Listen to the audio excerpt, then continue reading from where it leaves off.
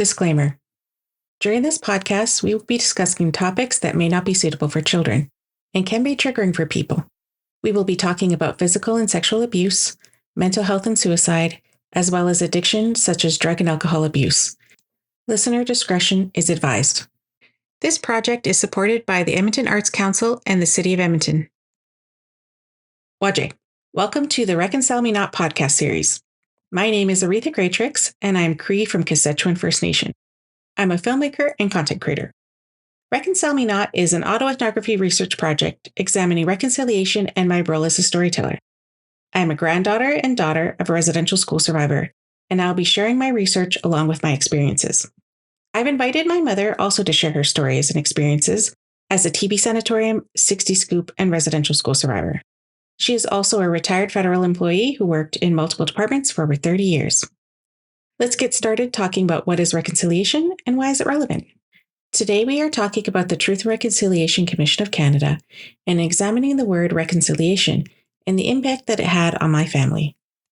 In 2007, Canada's largest class action lawsuit, the Indian Residential School Settlement Agreement, agreed to pay residential school survivors a common experience payment of $10,000 for the first school year and $3,000 for each additional year.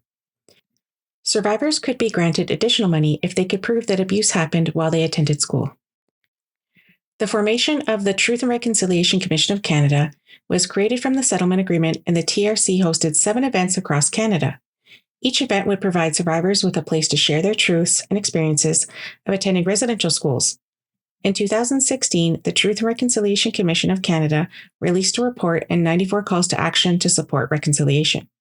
There were no implementation plans or requirements for the Canadian government to act on the 94 calls to action. Residential schools were created by the government to remove children from their families and adopt a Canadian way of life. They separated the children from their culture and their families. While attending these schools, some children were physically and sexually abused, as well as robbed of their culture and traditions. Sending your children to these schools was mandatory, and some children were forcibly removed from their homes. Many children were traumatized by the experience of attending residential school, and some children never made it back home. That trauma has been passed down to their families and communities. Although I didn't attend residential school, I feel the effects as a granddaughter and a daughter of a residential school survivor. It impacted my mother and our relationship and experiences in my life. I'm trying to figure out what is my role in reconciliation, because I don't want to continue passing this down to future generations. I have also invited my mother, Christine Solomon, to join me in the conversation around reconciliation to give her perspective on the Truth and Reconciliation Commission of Canada and to share her experiences in her own words. Please join me in welcoming my mother, Christine, to the podcast. Please introduce yourself and where you're from. My name is Christine Solomon. I'm from Quechuan Reserve, and that's out of Port Albany. That's in Bay James Bay area. What were your thoughts on the Truth and Reconciliation Commission of Canada, and did you attend any events? The reconciliation, when I went to this event, that's the first thing I thought of was everybody is remembering the abuse and whether we should forgive the abuser. That's the meaning that I get when I attended the event. Were you aware of the TRC before the event in Edmonton? Yes. When did you hear about it? I heard about it at work, and there was an event that's going to start. Had you heard of the events prior? Because Edmonton was actually the 7th and final event. There were 7 events in total. In Edmonton? No, across Canada. Oh, yeah. Yes, I don't know when was that though. I didn't know. I don't know the first one that started. I don't remember. So you only heard about the event when it was in Edmonton? I heard the event was starting out east, Mm-hmm. and we're moving the event towards Edmonton. So I don't know when that was, but all I know is the date that they were having the reconciliation event in Edmonton. That was part of the agreement, was to have this Truth and Reconciliation Commission. So it was created from the agreement. Oh, so that would have been in 2016. It would have been in 2007. I mean, 2006 was when we first had this application come out. Mm. So that's when it would have started. Then this a year later, 2007. Because it was part of the settlement. That settlement. Yeah. Settlement agreement. Okay. Yeah. Yeah. So you didn't hear about it as part of it. No.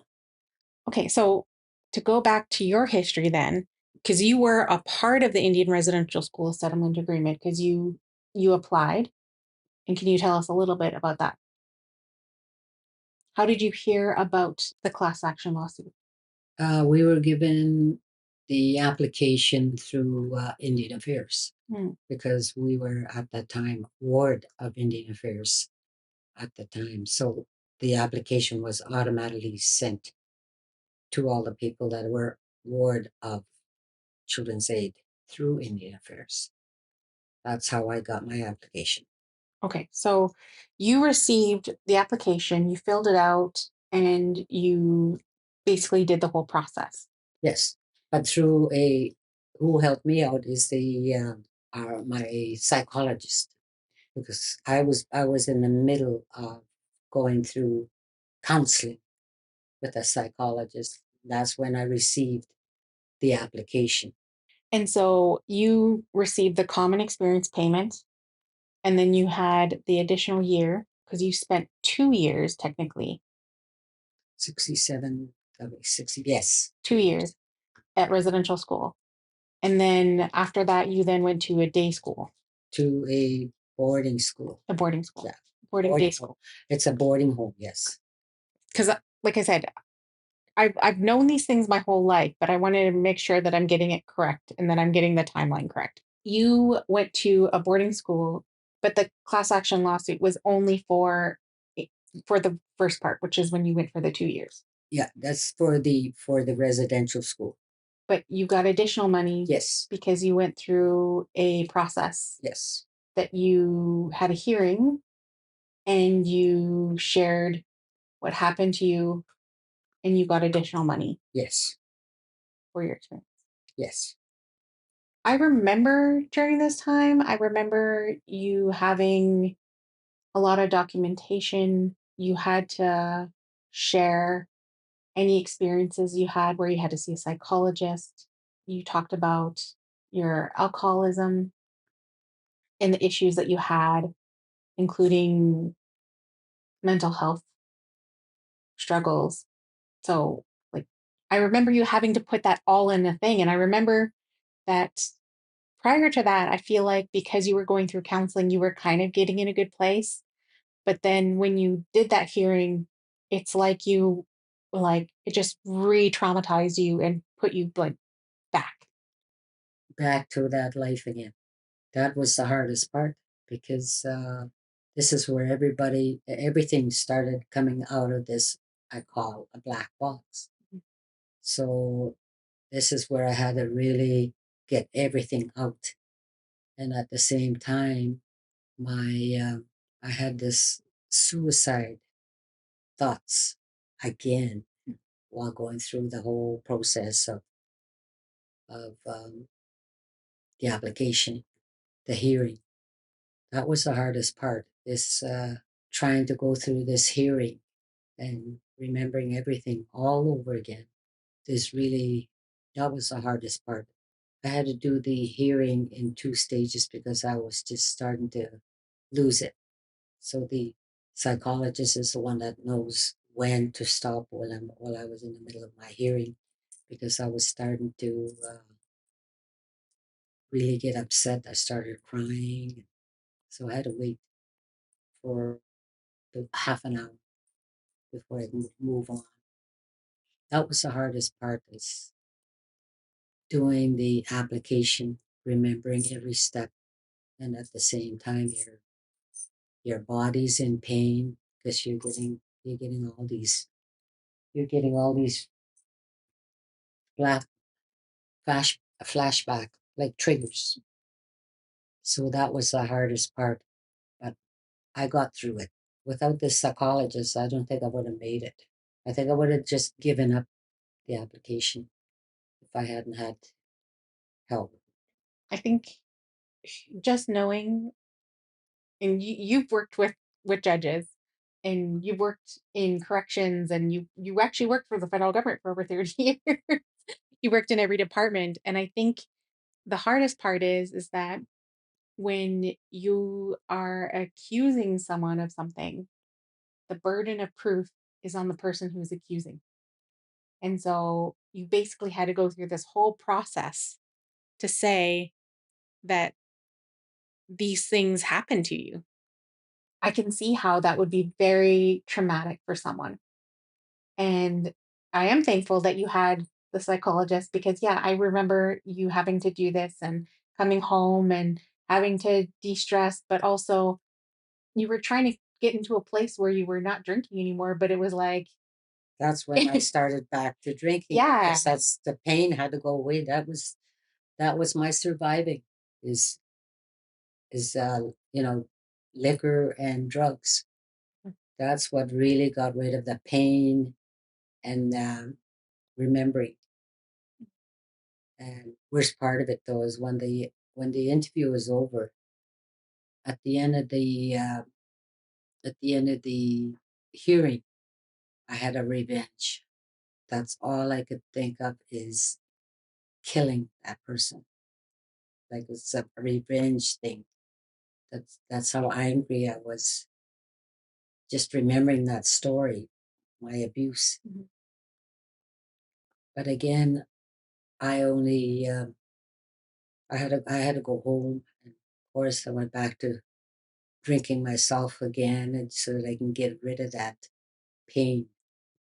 So I'm back to drinking again. It's just I'll drink to the point where that's the only time I can sleep because I don't want those nightmares.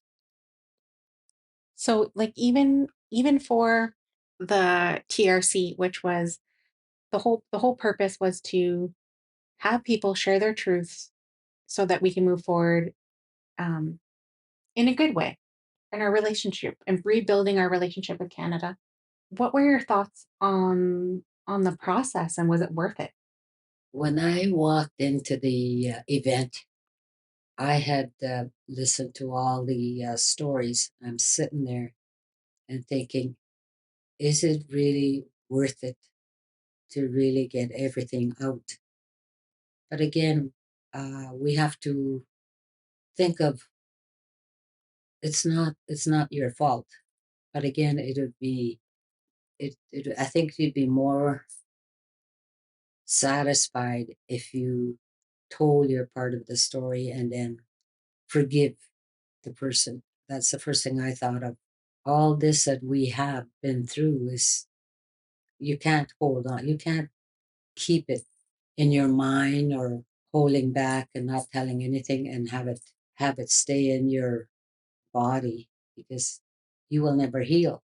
So now how I started healing is every interview or anyone I spoke to, I was always talking about my abuse. The more I talked about it, the less drinking I did because I that was my way of healing. I was so happy to see reconciliation because a lot of us have never told people our stories. And that is the best thing that I think this is really a good thing because it's healing. And you could, the more you heal your life, you can move on with your life.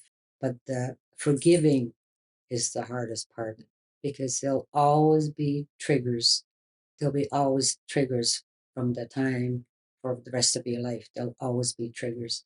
It's learning how to say to yourself, you got to forgive, but you can't forget. But it's better to forgive than trying to forget, which is what a lot of us are trying to do, is forget, but it doesn't help. because you're back to square one again. You're drinking, you're doing drugs just to kill the pain. This is where I had about three chances to try to commit suicide because I got sick and tired of the pain. And now I know a lot of people have succeeded suicide, but I didn't succeed because I think my creator probably helped me out. There's always one person that always was there to stop me before I succeeded, and that was my daughter. That was you. So I'm here today. I'm still alive and healing, and it's getting better, and my life is getting better and happier. So you were part of the Journey Toward Reconciliation documentary that I helped produce. And at the time, you tried to define what reconciliation meant. And so we've definitely had conversations about it, and I've talked about it a lot. It's based on my research, and I've explained multiple times kind of how to say reconciliation. We've even tried to come up with a word that was like, that we could maybe even consider to translate it into Cree. Um, if you all didn't know, my mother is fluent in Cree. She actually didn't learn English till she was 16. So it is her first language. So I wanted to know, after all these conversations that we've had, can you now tell me what reconciliation means in your own words? It's reliving your past and thinking of forgiving what you've been your through your residential school or for your as a survivor. All I know, all I can think of is when it says reconciliation is remembering your past and forgiving your abuser. That I that's the only explanation I can think of reconciliation, like reconsider, remembering, forgiving. That's the only explanation I can think of is that the word reconciliation. That's how I understand that word. Do you think you're the only one who struggles with reconciliation? I have a lot of friends of mine. Not one of them has ever mentioned what happened to them. This is where I felt so great to hear again that reconciliation event. I felt I was not alone. To hear all these stories, like my classmates, my coworkers, who've all been through that. Now I know I'm not alone, and there were worse abusing than I had. But do you think that they understand what reconciliation means? I don't really know. A lot of people don't really know the word reconciliation. What does it really mean? A lot of them are asking me, what does that word mean, or what are we supposed to do? What are we supposed to say about this word?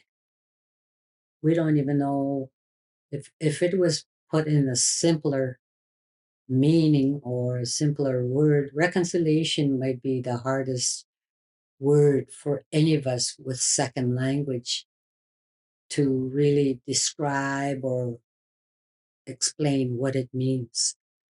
So a lot of people are, we're all survivors that second language is English. So it would be nice. I think you'll get more answers if you had a different word than reconciliation.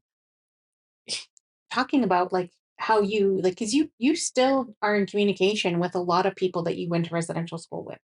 Because I remember as a child, we would go to Shinawak, which is where you went. Um, Shinnewauk Residential School reunion, and I remember going as a child and not really knowing what it was, but remember taking a big group photo. I remember taking in front of the school, and I remember like just like playing with the other kids and hanging out.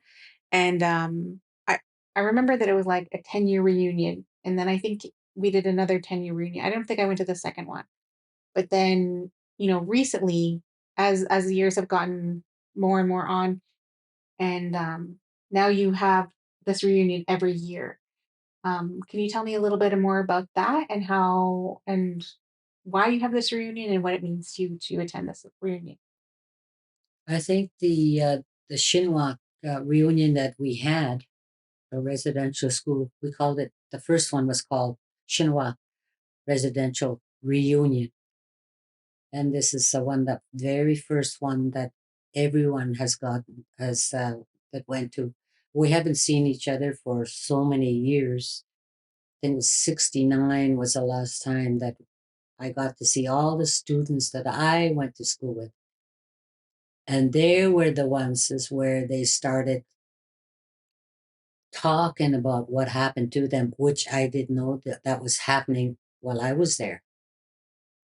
So then I then turned around and told my story, and they said, "How is it that we did not know that, and we went to school together, and no one has mentioned that?" There's a lot of stories going on at that residential school.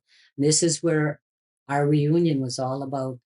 Is everyone just broke down? We were in a big circle, and everyone. It was almost like a dark dungeon that we were all going in because we knew we were all going to start dishing out all our stories. And we were shocked when we looked at one another because I didn't know that. We all looked at one another in this great big circle and said, "I didn't know that happened to you. I didn't know." This is where everybody comes out with their stories.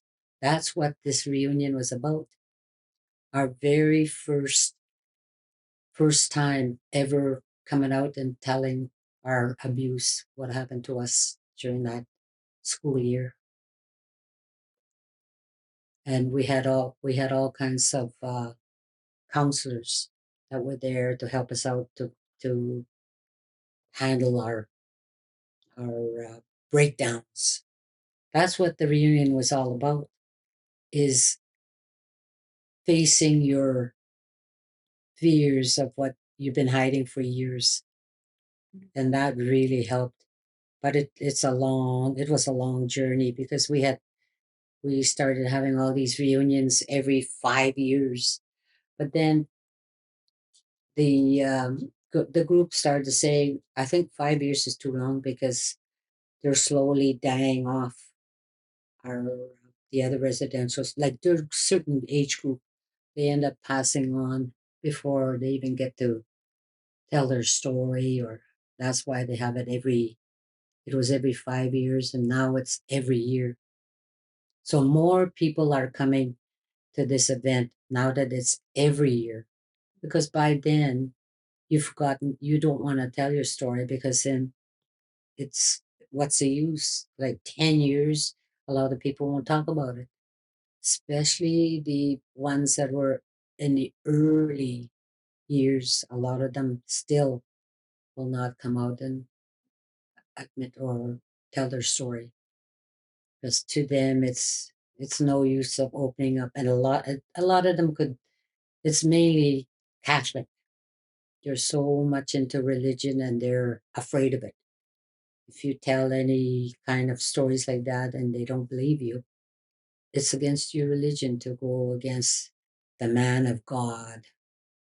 So, but you found it very helpful to go and to connect and to talk and to hang out. And it's not only for Shinnewauk. I believe it's open to all survivors around the area because not everyone has a reunion. Yeah. Actually, I think your school is the only school that I know that does reunions, and it's organized by I think survivors and children of Shinnewauk. Children's and the relatives. Hmm. Like So it's a way for families to go yeah. to heal and to talk, and you have feasts and events and just get to hang out with your old friends again. And that was the most enjoyable part because we had all the good things. We talked about all the good things, the funny things we've done when we were in residential school, and we had a lot of laughs.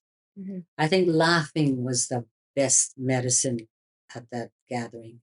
It was really, we did a lot of laughing. Mhm. I don't know if most people know this, but you are also identical twins. So you went to school with your twin. Yes. And one of the things that they actually did at that school was separated you so that, The minute we got off the bus, we were separated. and they did that specifically because the reason why they took the children from the parents was that they felt that you needed to be separated from your siblings, from your family, from any connection you had, because if you didn't, then you'd keep your language and your culture alive in any way. So they wanted to isolate you from anybody so that you would have to be forced to adopt their way of life. So when they separated you, then when you They got off, wanted, we didn't separate. We didn't separate in the residential school. We separated going to different public schools. okay, Yeah, we didn't separate on the residential school, like living in the residential school. Don't forget, residential school was living in there, but we went to school to a different public schools. okay.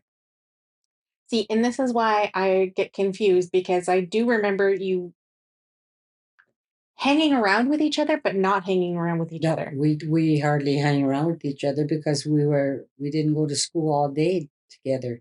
So we actually started not really hanging around together. She had her friends from school, Mhm. and the students in that residential school. They were in that group. So she was in that group, and I was in a different group. Mhm. Even though we were living in the residential school, we hung around with students that we went to school with, the public school, and they're also at the residential school. Like you were in the same like room, or were you like did you sleep next to each other or No, we were even separate. We didn't even sleep next to each other. She was on the other side of the wall or Mhm. the hall, and I was on the other side. We weren't even next door to one another. They split us up sleeping wisely. So they really encouraged you to not not to not be to be together. yeah. We weren't even we were hardly hanging around together.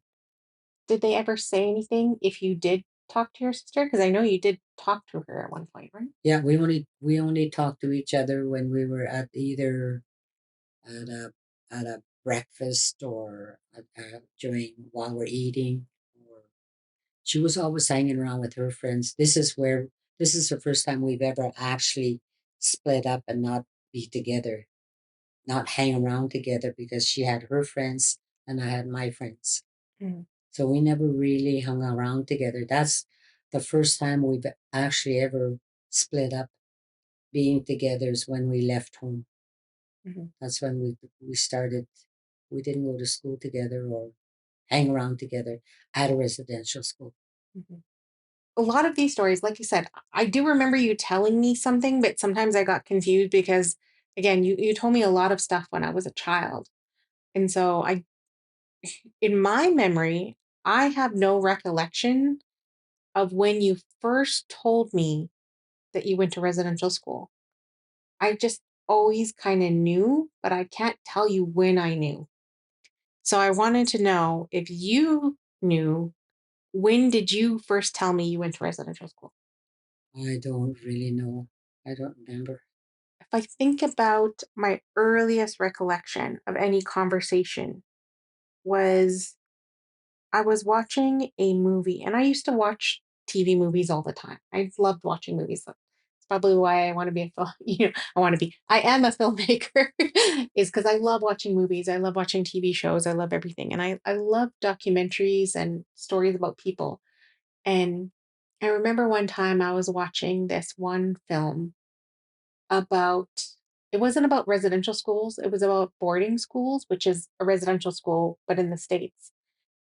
And I remember I was watching it and I remember you kind of not watching it with me, but came over and saw me watching it and then said something about how, like, that you had gone to school because I was a little confused at what was happening at first.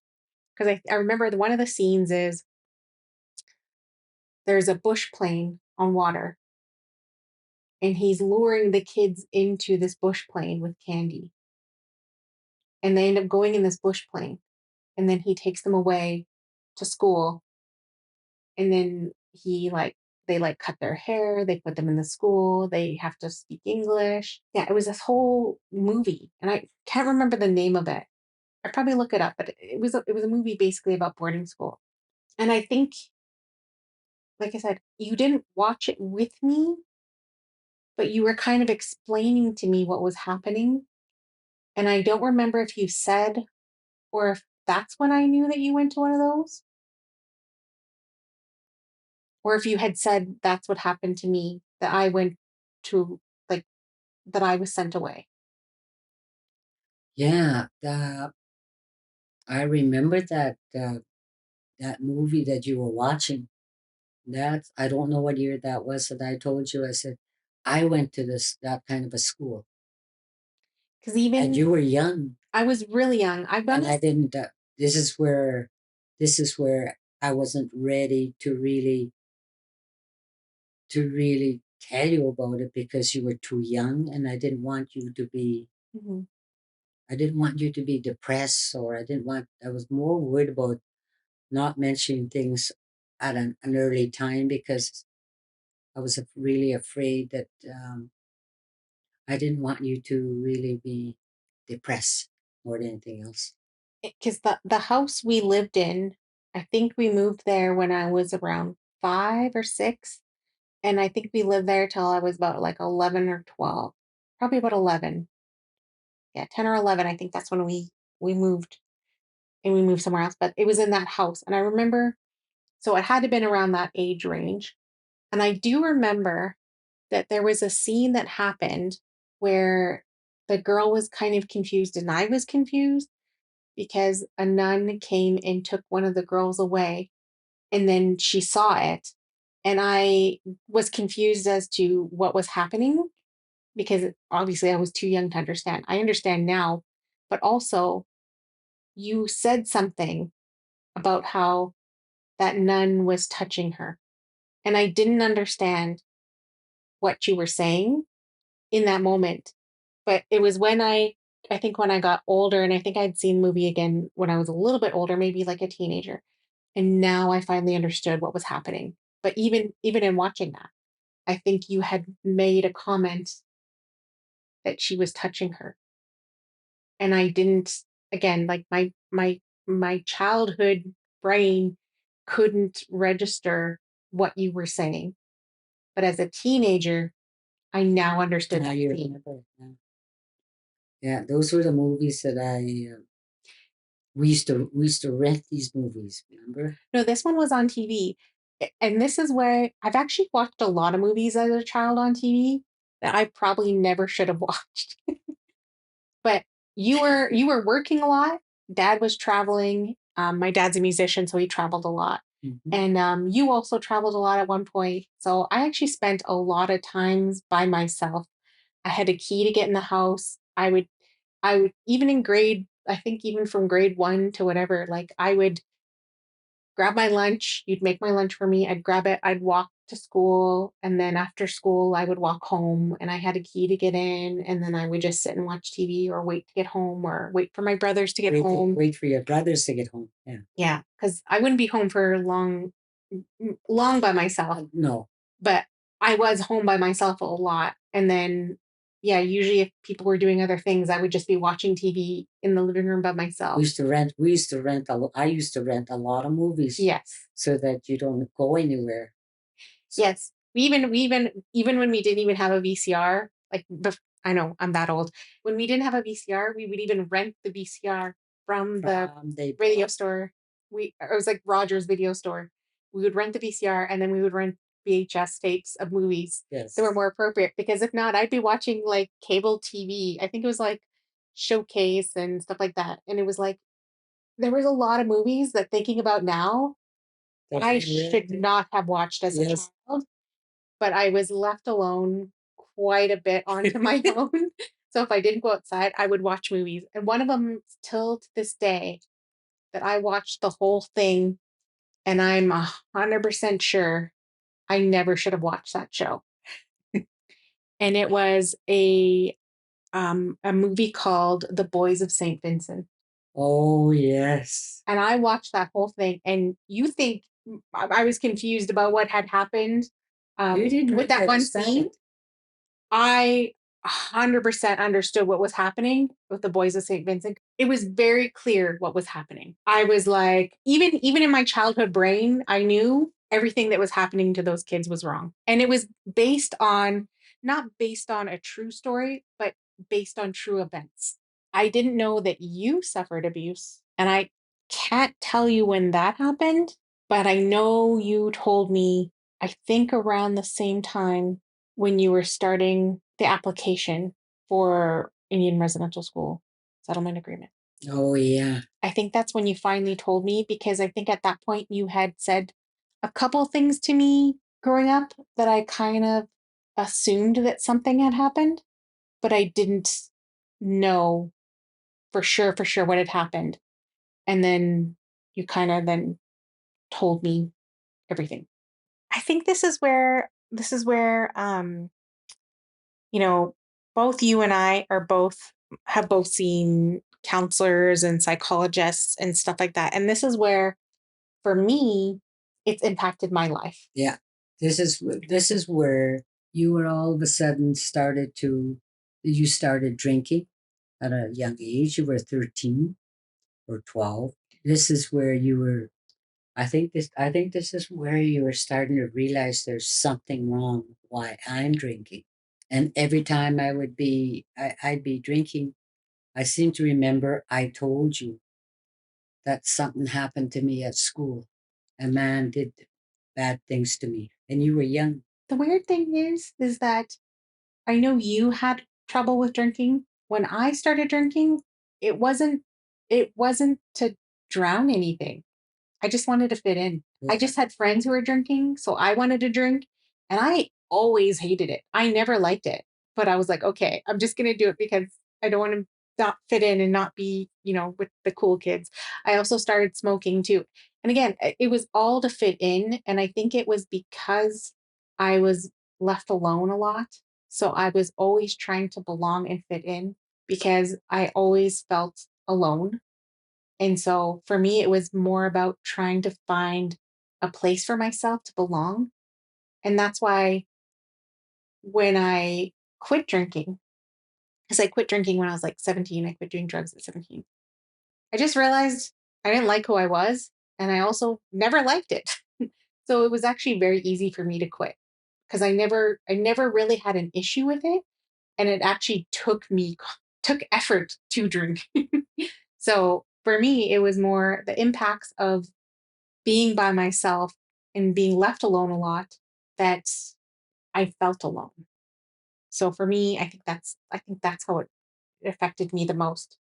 And I understood it because the more and more you shared things with me, I understood you more and I understood why you were doing the things you were doing. And I was never angry with you for them. I was angry for you, but I knew that you had a lot. I didn't want to put more on your plate. So I did a lot of things to like try not to stress you out more, although I probably still did anyways. Oh, you did, but I held on. But I never, like, even though I was left alone and I felt lonely, I was always loved. I never felt not loved. I felt a little bit like a burden sometimes, which is a very big trigger for me. I guess in that situation, I found it very, it was very hard for me to kind of tackle that in a way because I understood you were going through something. And then, dad was always away. And then my two older brothers are actually, there's a big age gap between us. Like me and my second oldest brother are 5 years apart. And then my oldest brother is 7 years older than me. So they babysat me a lot. And so, a lot of times they wanted to go out and do their own thing. So again, I was left Alone. alone by myself. And so then I would hang out with my friends and try to be, try to hang out with their families. So you're not alone. So I'm not alone. Yeah. So I was always trying to find a place to fit in. And so I find that was my motivation for a lot of things. It was never because I actually wanted to do them. And I think that's what realization I came to as an older teenager at 17, realizing I don't actually like this. I never did. I never really wanted to. And I started like, I think that's when I started falling into depression as well, because I was having a hard time fitting in. And I had no purpose. I had no anything. And I had no one to talk to because I didn't want to put that extra weight on you. And meanwhile, I was busy going through the whole Yeah. protecting you at the same time. And that's when I started seeing psychologists and counselors, which helped me a lot and helped me get through. We tried medication a couple times, but it didn't work very well for me. But yeah, no, I definitely saw the struggle and was more and more. And I think even now, as I work through this with a psychologist that I see now, I'm working through all those things because again, like having those beliefs of and having those like like I said, being a burden is a trigger for me, and that's how I fall into depression. If I ever feel like I'm a burden, then I fall into depression. And so working through any of those beliefs and where they start from. So I find that even in my own process of the TRC, I'm understanding more and more about myself and where those beliefs come from, and then can I change them, and how can I heal, because it wasn't anything that was like negatively bad that happened to me, which I think is the hardest part, is because I never actually had what you had happen to you. I had two parents that loved me, although I was left alone a lot. And there were a lot of confusing things that happened growing up. And I knew you both had gone through your own trauma in your life, because how it affected you, it then and impacted me. And that's where intergenerational trauma comes in. And Same thing. Well, your brothers too. yeah, They both went through the same thing. exactly. Like Travis was really bad tempered because that was his way of releasing his pain. Seeing me. What really bothered him the most is my drinking. He hated that, and he knew every weekend was the time where I was. That's when the abuse. That's when the abuse would always start. Is on the weekend. That's the time where I would start drinking because I did not want to go have that pain every weekend. And Sunday, like I'd be so content by Sunday comes around and I'm happy I made it this far, when I'm without dreaming or without having nightmares. That's what all this my medicine was, the booze and the drugs, because that's what makes me forget from Friday to Sunday.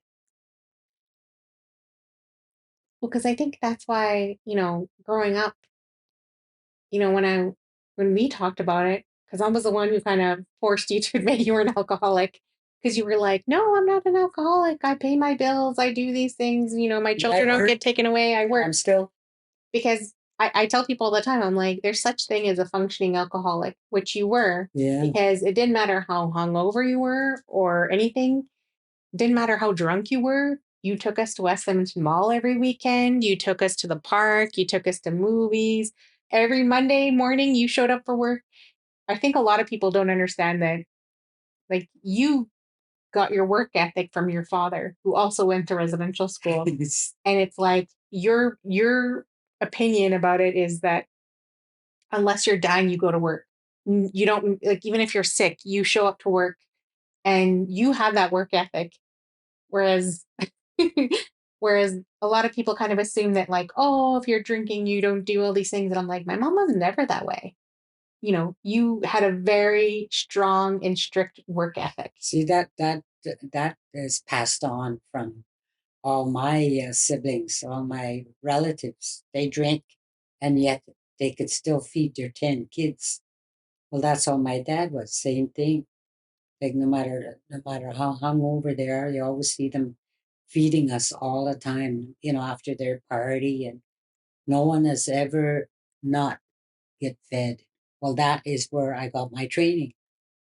So this is what I thought that I always made sure that none of my kids will not not eat while I'm drinking. That was my first priority, is feeding my kids before I go out and have a good time. Mm. I never let my kids and make sure that they were taken care of before I go out. Mm-hmm. Yeah. And then we were. I was the person who always had money. If I went out to a friend's house, I always had money on me. Anytime I left, you always gave me money. I always had money in my pocket. Yeah. Never without money. Yeah. And we would either go to the store, and it was to like buy candy or go to the store and get something. Like it wasn't like, oh, here's bus money and you need it just for this. It was, here's money for yourself, spend it how you want, and go buy your friends some chips and some pop and go share and, go have fun. Or if we were going to go see a movie and my friends didn't have money, you would pay for us and my friends. If I wanted to go to the World Water Park, you'd pay for me and my friends. Yeah, to the point where it became a thing where like some of my friends who didn't have money, they were always like, "Oh, we want to do this thing," and I'm like, "Oh, it's cool. My mom will pay for us." And you did. You always paid for us all the time. And because I knew their parents didn't never had money. They were always broke. Even when you have birthday parties, like a lot of them were saying, "Well, we don't have any presents, to give you." I said, "You don't need presents. Just come and have." And birthday." I never expected them to. No. I never Any money. To me, the like for me the teaching was your presence is the It's present. Yeah. You coming to my party is the present, and don't worry, I don't need anything. If I need something, I'll get my mom to buy it for me. Yeah, I was always there buying stuff because Mhm. I'm just so I see that is how what's life is all about too, and our and my family, because they always used to buy us something, like it's a treat. Mhm. You like a weekend where you're always getting chocolate bar. That's a big thing for us. A chocolate bar, having candy, Mm. you know, having be able to go spend a night over with friends, and they always that's a big thing for us in our household. Mm. Just sharing it with the people, because you know money's great, but it means nothing if you have nothing to share it with Yeah. people. So yeah, no, I like, again, like it wasn't all bad things. There were definitely really good things. It was just sometimes there were reflective things that were like, oh, I didn't realize where it came from. And I didn't actually realize that a lot of these experiences had affected me as much as they had. And it was only from talking with counselors and psychologists that I was able to discover how it impacted me, how you going to residential school impacted me. Like school, I hated school. And I also had situations in school where people were mean to me. I had teachers that were mean to me. And you just said, okay, we don't have to go there. Yeah, I would move you, because this is where the trigger starts, because that was where my physical abuse was, in classrooms. So the minute any kids of mine were having problems with the teacher, or the teacher's always picking on them, I would literally just move you away from that class, start changing classes, schools. That's why you see me. That's why you have a list of all these different public schools that you went to. There is a reason, because that was my trigger, because I was physically abused during classroom. So I protected you. I protected all my kids. And that's the only way I could do that, is move you away from that school. Yeah, growing up, I think the house that I was talking about, that I was there from when we were like 5 to about like 10 or 11, I think that was the longest we had ever lived in a house growing up. I've never lived anywhere longer than 5 years. No, it would be, yeah. So if it was like 5 or 6, I was like 10 or 11. Yeah. That was the longest we ever lived in a house until we switched from when I started going to school. And then when I finished school, um, then I started paying and you moved in with me. We moved together and then I took over and I got a townhouse. Then I started living places longer because I hate moving. Although Yeah, well, it's kind of weird though, because after yeah, 5 years, I kind of get this itch that I just want to leave. And I'm like, oh, no, we're staying still. We're not yeah. moving anywhere. This is fine. Most people didn't know, but my mother worked for the federal government for over 30 years. So, uh, although I do have status, you had health insurance. Yeah. You actually had health insurance through your work that I was covered until I was 21. And, like teachers would make offhand comments like, I was like, oh, I went to the doctor. And he's like, why would you do that? Just save your parents' money. And I'm like, oh, we don't pay for that. He's like, oh, so you're wasting my taxpayer money. I was like, and I came home and I was like, my teacher just said this to me. And you were like, what? And you were like, first of all, no. And we pay taxes too. And that's like that's not how it's covered. Like, so it was like offhand comments, which now as an adult, I'm like, first of all, you couldn't be more wrong because that's not how it works. Okay. So to get back on the questions, well, I think we already talked about this though. So we talked about it about how well, actually, I don't know. Maybe I'll ask. Did your parents go to residential school? My dad did. Your dad did. I don't know about the other. I don't know whether my mother did or not. Because your mother had children at an early age, Yes. right? Did she ever go to school? I don't even know if she went to school. What impact did that have on your relationship with your father? Once I found out when he told me about the story, what happened, the abuse, he went through the residential school, and he's the one. That's where I understood. So I've learned to forgive him, but still have that trigger come on when I see, movies or something like that. Then again, I'd be angry for a while, but then I just said, well, he it's better to. I forget what the saying is with my grandparents. When someone is really very mean to you, you're better off to forgive and try to forget. Well, forget is a wrong thing because you will never forget. You can forgive, but you'll never forget. Could it also be instead of forgive and forget, forgive and learn from? Yes, for sure, learn from and understand. Learning and understand why this happened to you. Mhm. That's the way I look at it. Just understand why, because you're always blaming yourself. It's my fault. It's my fault. It's always your fault. But then you're always telling yourself, no, it's not my fault. That's it's just what happens when the circle is always going around. And this is where you have to learn. You have to stop that circle. That's where you have to learn to forgive. Then you heal.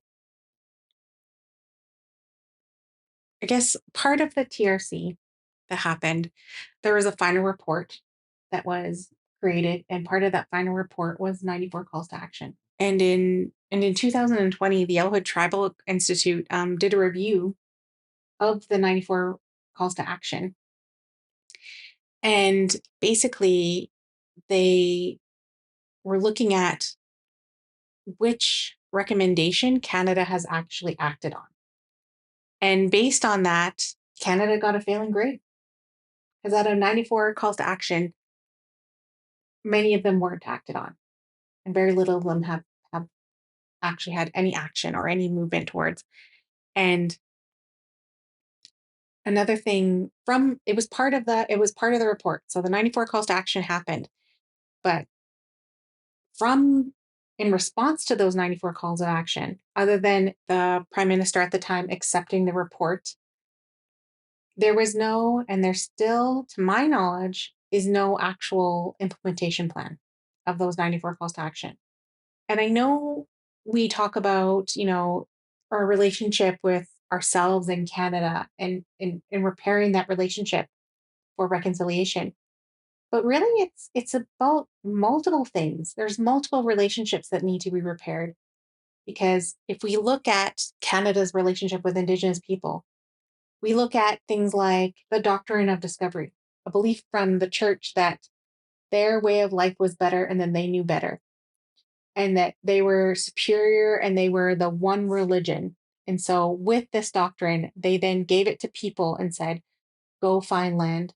And when they came to Canada, they determined that the Indigenous people here were basically not even human.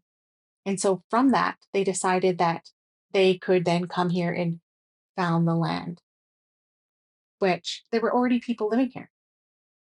So even through this whole process, it's a relationship based on a group of people that don't even think you're human. And because of that, they didn't treat us respectfully. And that, I think, is the foundation of what our country is based on, the foundation of all of our system and practices, including, like our political system and how even our schooling systems and everything, like we are, we have never been seen as equals. And so for me, I think that's why the 94 calls to action can't just be between Indigenous people in Canada. It has to be between us and schools, between us and the government, between us and every system that has benefited from our suffering. Because I think a lot of people don't even understand what a treaty is or what the treaties are. Because if they understood what the treaties are, then they wouldn't be saying things like, my tax money pays for this. No, our share of the resources for you to occupy this land, which is the treaty, the agreement that we have made, is why we have our medication covered. It's from these treaties that were signed before Canada even became a country, because these treaties were actually signed with the Queen of England at the time. And I think even for my own knowledge about Canada, the treaties, and even the Indian Act, these are all systems that I've only learned about now that I think a lot of people don't even understand. So we need to also include those in the action plans of educating people about what those mean. And so until we can actually have an implementation plan and moving forward and recognizing that there's multiple relationships here that need to be repaired, we are never fully going to move forward. No. It's not only about Canada. I guess when I say Canada, I mean Canada as a whole. That means the people, because there's government and then there's people. And I think people are like, I didn't do it. Why am I being punished? It's like, no, you're not being punished. It's like, well, why am I not being punished either? What I'm saying is we need to be building a relationship where we both are beneficial. But to do that, you first have to understand where we're coming from. And you also have to understand and accept that you're living a life right now in Canada based on the oppression of other people. How do we come to terms with that and build a better relationship so we can move forward in a good way?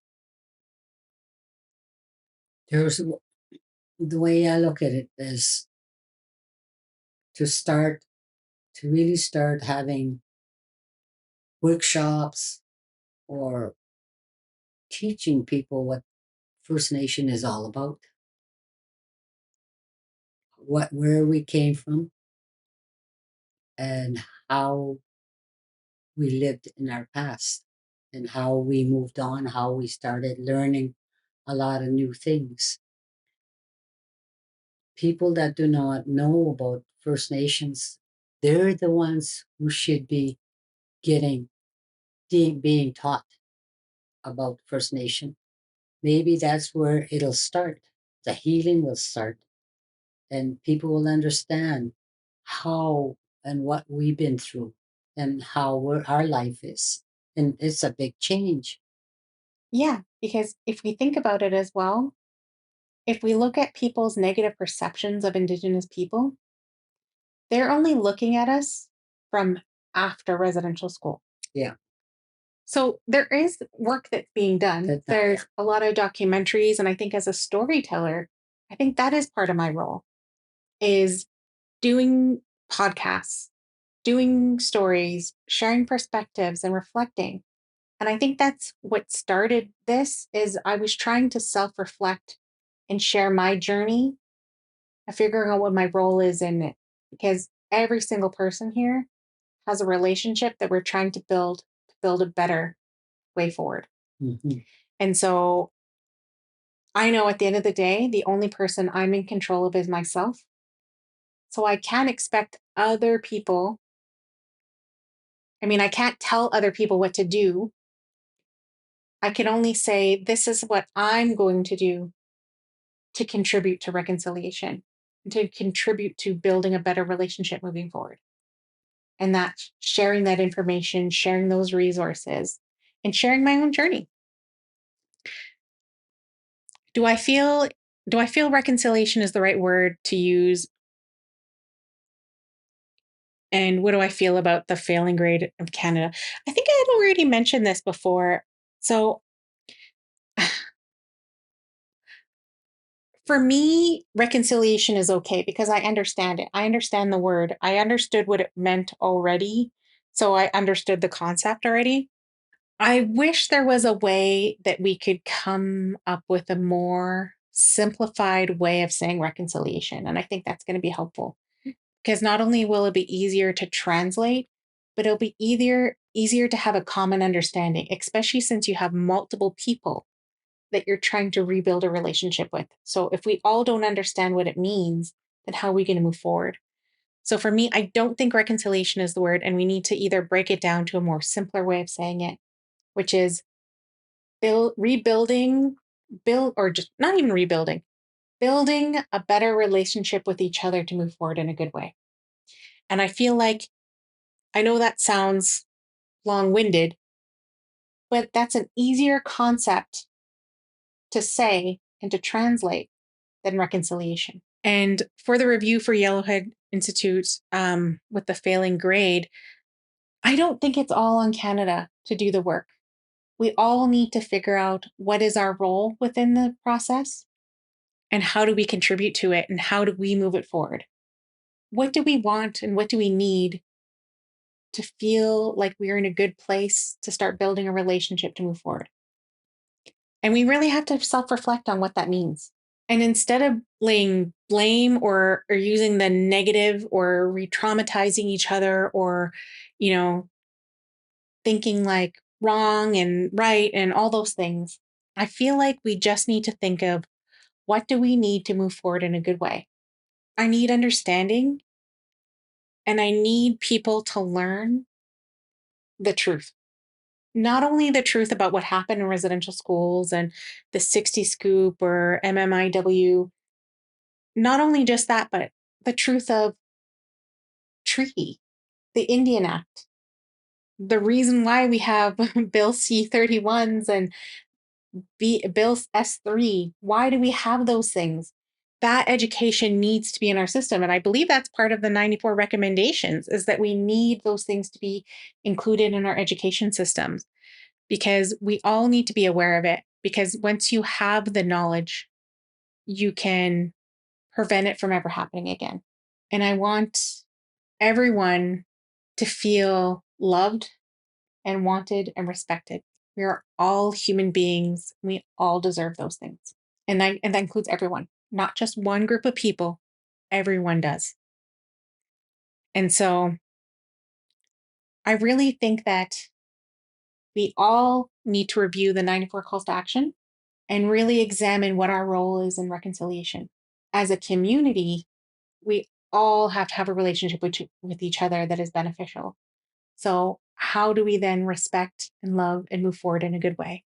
And it's, first of all, examining what your role is in that community. I know we talked for a very long time. Thank you all for being here. I know we will be coming back on episode 2. We're going to be talking about more things. We're going to be talking about Indigenous identity and go into more about the Indian Act and stuff like that. So we can, again, just provide more information. But this was just to get a grasp on reconciliation, the TRC, and just provide some more background about my mother's story and how it impacted me and my thoughts on reconciliation. Thank you again so much. Thank you, Mom, for coming and joining me. I hope you appreciated it and loved it. And yes. Of course, I love you so much. I love you. Sagi din. Kasagi din. Or Nila Asuch. Nila Asuch. You learn. Waje.